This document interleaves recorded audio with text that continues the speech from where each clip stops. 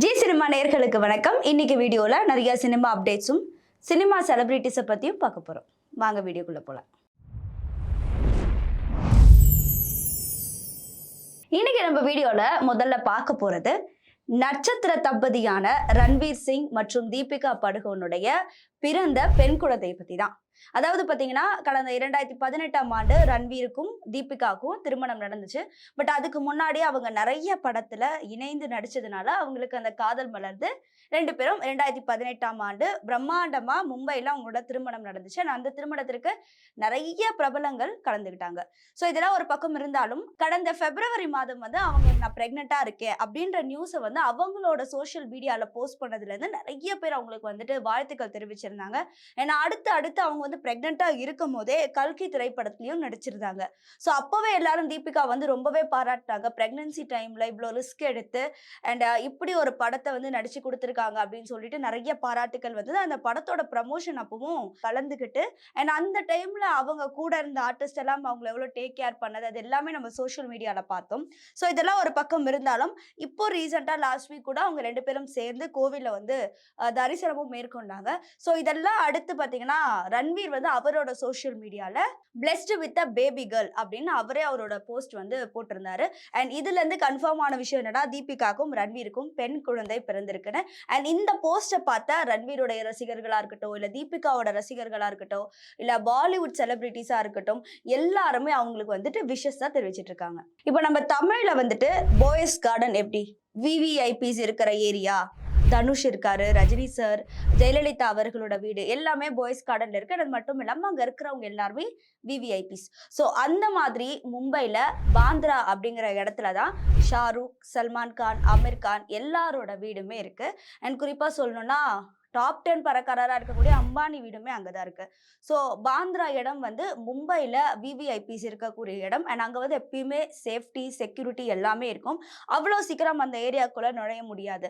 So இதெல்லாம் அந்த ஏரியாவை பத்தின இன்ஃபர்மேஷனா இருந்தாலும் அந்த இடத்துல வீடு வாங்குறது அப்படிங்கிறது நிறைய பேருடைய கனவு. நிறைய பாலிவுட் செலிபிரிட்டிஸ் அந்த இடத்துல வீடு வாங்கவே முடியல. ஏன்னா அந்த இடத்துல இருக்கக்கூடியவங்க வந்து ஒரு சில கம்யூனிட்டியை சேர்ந்தவங்களுக்கு தான் அந்த இடத்த விற்கணும் அப்படிங்கிறதும் அந்த ஏரியாவோட ரூலாவே இருக்கு. அது வந்து எழுதப்படாத ஒரு ரூல்லே சொல்லலாம். அங்க ஷாருக் கான் வீடா இருக்கட்டும், சல்மான் வீடா இருக்கட்டும் இல்ல அமீர் கானோட வீடா இருக்கட்டும் எல்லாமே வந்துட்டு குரோர்ஸ்ல போகக்கூடிய அளவிற்கு பிரம்மாண்டமான பங்களாஸ் தான். ஸோ இதெல்லாம் ஒரு பக்கம் இருந்தாலும் அங்க இருக்கிற அந்த ஏரியாவில் ஒரு ஹீரோயினா வீடு எடுத்து சொந்தமா வீடு வாங்கினது வந்து பாத்தீங்கன்னா கங்கனா ரணாவத். அவங்க வந்து இப்போ இல்ல ஒரு 7 வருஷத்துக்கு முன்னாடியே 90 கோடி ரூபாய் மதிப்புல அந்த வீடை வந்து வாங்கியிருந்தாங்க.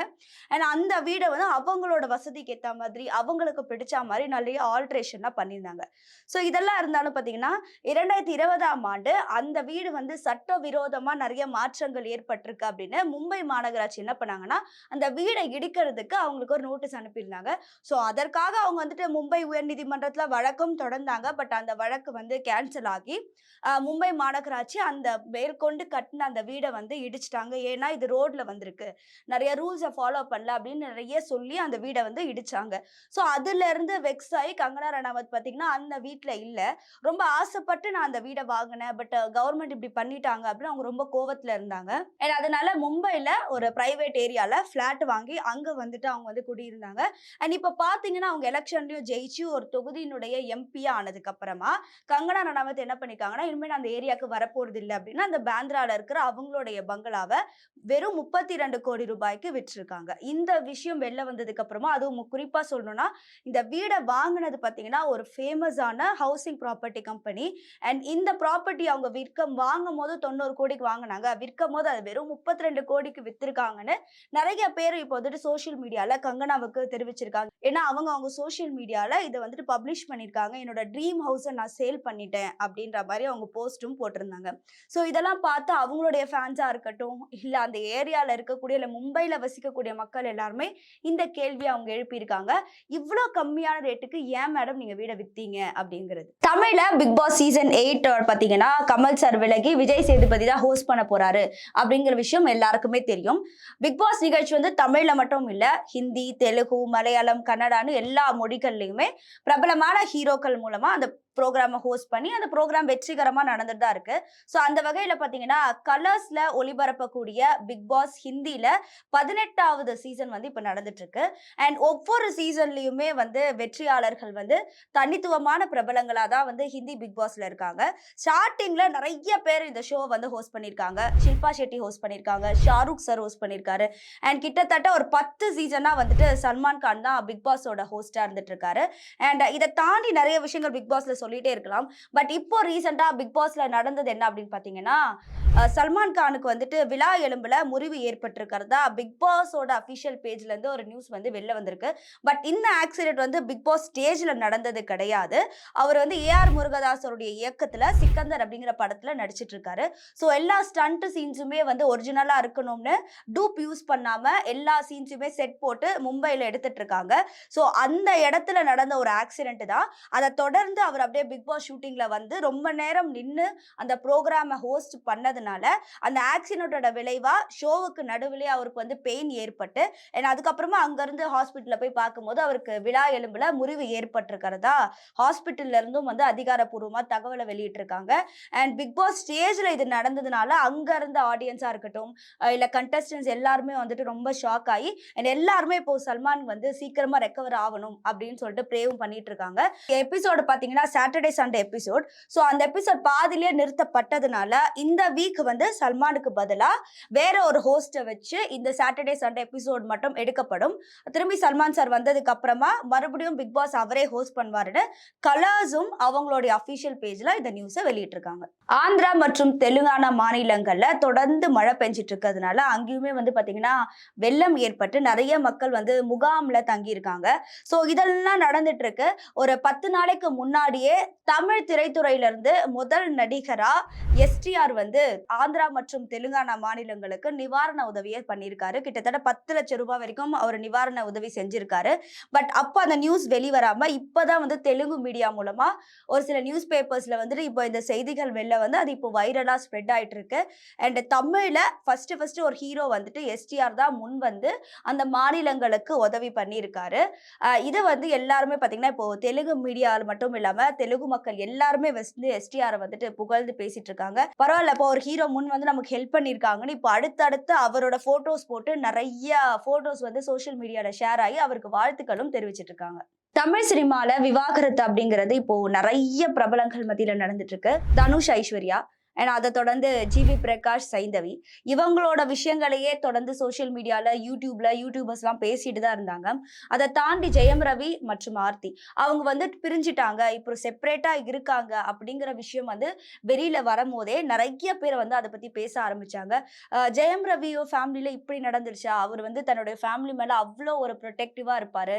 அண்ட் அவங்களுடைய 2 சன்ஸ் அப்புறம் அவங்க ஒய்ஃப் ஆர்த்தி எல்லாரும் சேர்ந்து ஃபெஸ்டிவல்ஸ்லாம் செலிப்ரேட் பண்ண அந்த போட்டோஸ் எல்லாம் எப்பயுமே ஆர்த்தி வந்து அவங்க சோஷியல் மீடியால போஸ்ட் பண்ணுவாங்க, ரொம்ப ஆக்டிவா இருப்பாங்க. ஸோ இதெல்லாம் தாண்டி எப்படி அவங்களுக்குள்ள இப்படி ஒரு செப்பரேஷன் அப்படின்னு நிறைய பேர் வந்துட்டு கேள்விகள் எழுப்ப ஆரம்பிச்சாங்க. ஏன்னா அப்போ வந்து ஜெயம் ரவி சைட்ல இருந்தும் சரி ஆர்த்தி சைட்ல இருந்தும் சரி எந்த விதமான பதிலுமே இல்லை.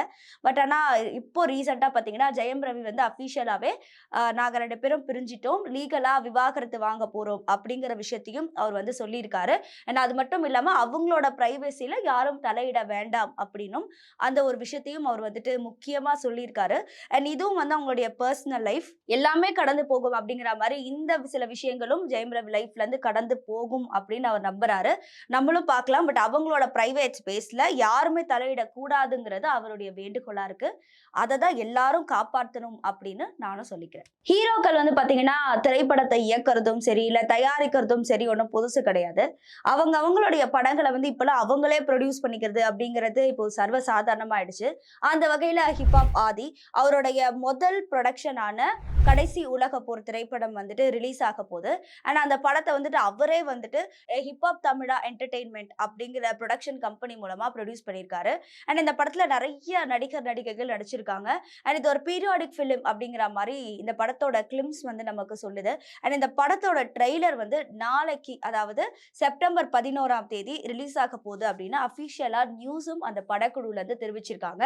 ஹிப்ஹாப் ஆதிக்கு வந்து லாஸ்டா வந்த படங்கள் அந்த அளவுக்கு ரீச் ஆகல அப்படின்னாலும் அவரோட மியூசிக் வந்து எப்பயுமே யங்ஸ்டர்ஸால கவர்ந்த, அவருடைய மியூசிக் எப்பயுமே வந்து யங்ஸ்டர்ஸ் வந்து ரசிச்சிட்டு இருக்காங்க. அந்த வகையில இந்த திரைப்படத்தோட ட்ரெய்லரும் சரி அண்ட் ஆடியோ லான்ச் அதுக்கப்புறமா வரப்போற பாடல்களும் சரி கண்டிப்பா மக்கள் மத்தியில மக்களால ரசிக்கப்படும் அப்படின்னு நம்புறோம். அண்ட் கடைசி உலக போர் திரைப்படத்துடைய ட்ரெய்லர் பார்த்ததுக்கு அப்புறம் அந்த எப்படிப்பட்ட படம் அப்படிங்கிறது நமக்கு தெரியும். பட் மேக்ஸிமம் இது ஒரு பீரியாடிக் ஃபிலிம் அப்படிங்கிறது மட்டும் இப்போதைக்கு நமக்கு கிடைச்ச ஒரு ஸ்வீட்டான செய்தியா இருக்கு. இன்னைக்கு நம்ம வீடியோல நிறைய சினிமா செலிபிரிட்டிஸும் சினிமா அப்டேட்ஸும் பார்த்தோம். இதே மாதிரி நிறைய இன்ஃபர்மேஷன் அடுத்தடுத்து வர வீடியோஸ்ல ஷேர் பண்றேன்.